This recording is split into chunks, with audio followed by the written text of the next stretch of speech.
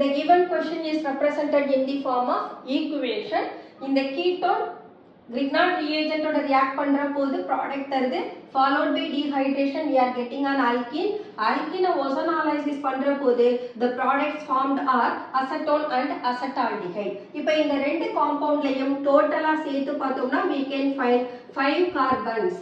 அப்ப இந்த 5 கார்பன்ல 2 carbons we are getting from the Grignard reagent. அப்ப 3 more carbon ketoneல இருக்கணும். அப்ப இந்த ketone compulsory acetone. ஒருவேளை இந்த ketone simplest ketone இல்லாம substituted ketone ஆ இருந்ததுனா this ketone that can be identified from the reverse of the reaction. From the product we can find the alkene. So ozonolysis நடக்குது. oxygen remove பண்ணிட்டு இந்த compound சேர்த்து represent பண்ணோம்னா we can find இந்த alkeneல இருந்து நமக்கு alcohol வேணும். ஏனா ketone Grignard reagent கூட react பண்ணா the product it must be tertiary alcohol. alkene நாம hydration பண்ணோம்னா we will get tertiary alcohol. hydration க்கு we can represent this is as HOH.